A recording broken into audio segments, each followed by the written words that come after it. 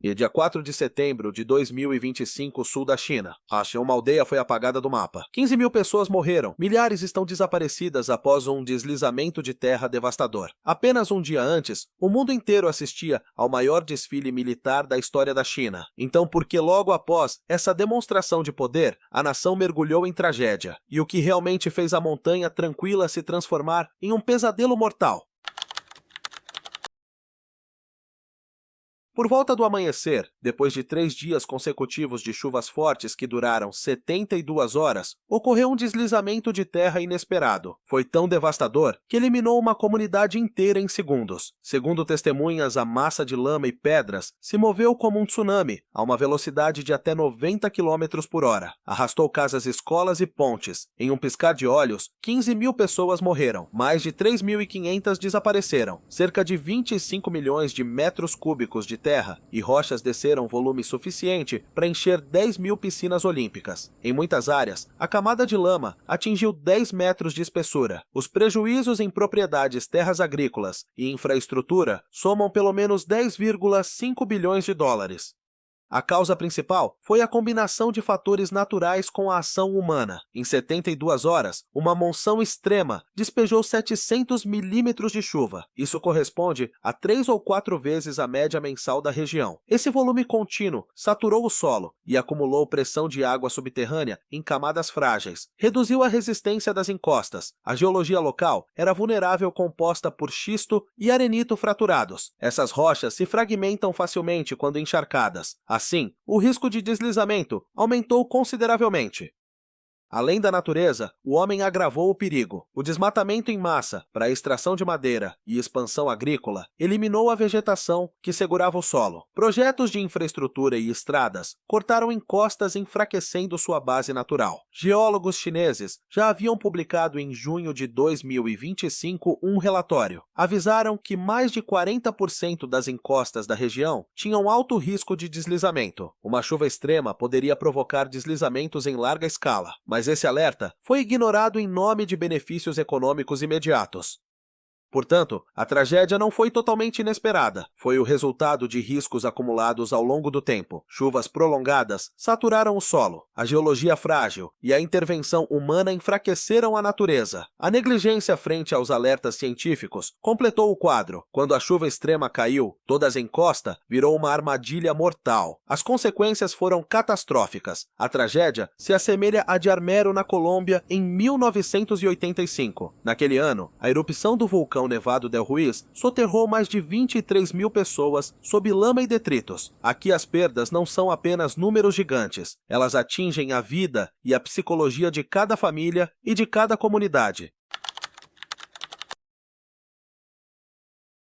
Após o fim do deslizamento, a área atingida ficou em colapso total de infraestrutura e meios de subsistência. Estima-se que mais de 25 milhões de metros cúbicos de lama e rochas cobriram casas, escolas, pontes e estradas. Muitos bairros viraram zonas proibidas para moradores e veículos. Em alguns locais, a camada de lama chegou a 10 metros de espessura. Toda a estrutura foi destruída, desde residências até postos de saúde, escolas e centros administrativos. O sistema de transporte foi gravemente danificado. Rodovias, pontes e estradas secundárias foram soterradas ou arrasadas. A circulação ficou completamente interrompida. Isso prejudicou diretamente o resgate e o envio de alimentos e remédios. A rede elétrica caiu em grande parte da região. A comunicação foi perdida em várias zonas. O fornecimento de água potável foi totalmente destruído. Segundo o relatório inicial das autoridades locais, nas primeiras 48 horas, o acesso às comunidades isoladas caiu mais de 70% em comparação com o normal. Quanto à população, mais de 20 mil pessoas tiveram de ser evacuadas às pressas. Foram levadas a abrigos improvisados, em escolas-depósitos e centros comunitários de cidades vizinhas. Muitos passaram a depender totalmente de ajuda do governo e de organizações não governamentais. Essa ajuda incluía alimentos, água, remédios e itens básicos. Relatórios iniciais apontam que a evacuação não foi uniforme. Várias áreas distantes do centro ainda não tinham recebido socorro. Isso criou risco de doenças e de fome prolongada. As operações de resgate enfrentaram enormes dificuldades. A lama chegava até a cintura. Muitos pontos ainda estavam instáveis. Veículos pesados quase não podiam operar. Os socorristas dependeram principalmente de escavações manuais. Poucos equipamentos especializados e helicópteros foram usados para lançar alimentos, água e suprimentos médicos. A chuva contínua aumentava o risco de novos deslizamentos. Isso atrasou os resgates e elevou o perigo de mais perdas. As consequências a longo prazo para a comunidade e a economia local são graves. Terras agrícolas foram soterradas, muitas áreas perderam a capacidade de cultivo por meses ou até anos. Toda a infraestrutura de estradas, a energia, água, comunicação, postos de saúde e escolas precisará ser reconstruída. A economia local parou. Pequenos negócios, lojas, fazendas e fábricas fecharam. Dezenas de milhares de pessoas perderam a renda.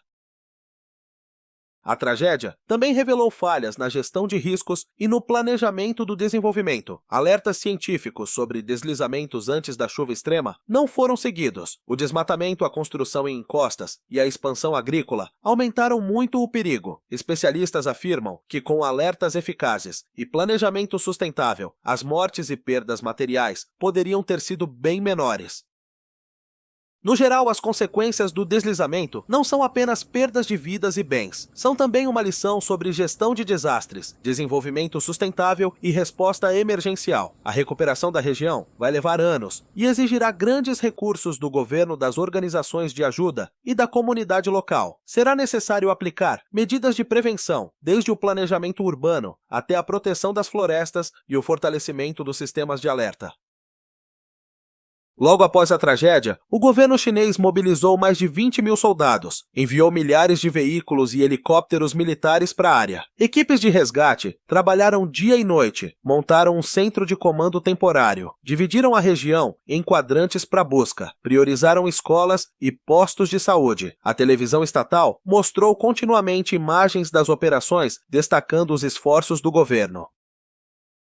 No entanto, rapidamente surgiram questionamentos sobre a transparência. Testemunhas disseram que alertas de deslizamento existiam meses antes, mas não foram tratados. Nas redes sociais, muitas postagens foram apagadas. Isso levantou suspeitas de controle da mídia para reduzir o impacto negativo. A reação internacional foi imediata. As Nações Unidas pediram ajuda de emergência. Países vizinhos se ofereceram para enviar socorro. A imprensa estrangeira questionou como um país que acabou de mostrar seu poderio militar no maior desfile da história não conseguiu enfrentar um desastre natural. Esse contraste revelou não só falhas na prevenção de desastres, refletiu também desafios políticos e sociais. Mostrou a distância entre a imagem grandiosa e a realidade frágil das comunidades montanhosas. A tragédia não termina na perda. Ela deixa uma pergunta onde erramos e o que precisamos aprender para que isso nunca se repita. A tragédia não deixou apenas dor e perdas, mas também trouxe lições valiosas, se estivermos dispostos a ouvir. Primeira lição: o alerta precoce salva vidas. As rachaduras já haviam aparecido, mas o aviso não foi forte o suficiente para obrigar os moradores a evacuar. Se houvesse um sistema moderno de monitoramento, como imagens de satélite, sensores geológicos e alarmes comunitários, milhares de vidas poderiam ter sido salvas. Segunda lição: respeitar a natureza. O desmatamento, a abertura de estradas e a exploração descontrolada de recursos tiraram da montanha sua camada protetora natural. Quando o ser humano interfere sem considerar o equilíbrio ecológico, a natureza responde da forma mais severa.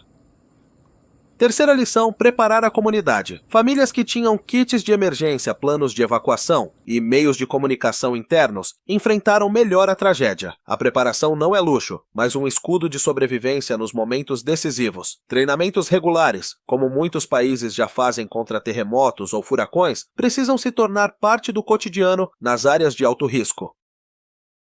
Mas esta não é apenas a história de uma aldeia no sul da China. Em todo o mundo, milhões vivem em encostas e margens de rios, onde o perigo de deslizamento é constante. No sul da Ásia, enchentes repentinas em Nepal e Índia tiram milhares de vidas todos os anos. Na América do Sul, deslizamentos no Brasil já soterraram cidades inteiras. Essas tragédias mostram que a próxima catástrofe não é uma questão de se vai acontecer, mas sim de quando vai acontecer. Este desastre é um lembrete de que preparação e adaptação não são mais escolhas, mas exigências urgentes.